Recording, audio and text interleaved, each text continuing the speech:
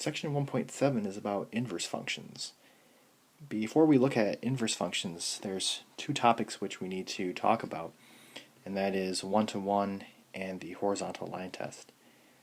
One-to-one, this is a classification of functions, and it says a function can't have two x values mapped to the same y value, and that would be one-to-one. So the way to test this is the horizontal line test. And it says a function is one-to-one if no horizontal line intersects its graph more than once. So it's very similar to the vertical line test, but it's not testing to see if a function is a function, it's testing to see if a function is one-to-one. So if I graph x squared, it's going to be a parabola, and I could draw a horizontal line which intersects this in more than one location. So this would be no, this is not a one-to-one function. If I graph x cubed,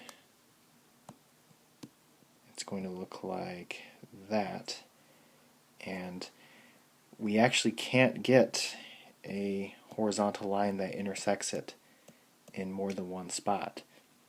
So yes, this would be one-to-one. X to the fourth,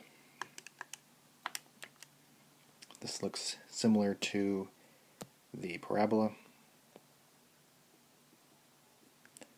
and this is not one-to-one because you can draw a horizontal line that intersects it more than once. And then lastly, the square root of x plus 2 looks like that. And yes, this would be one-to-one because we cannot find a horizontal line that intersects this more than once.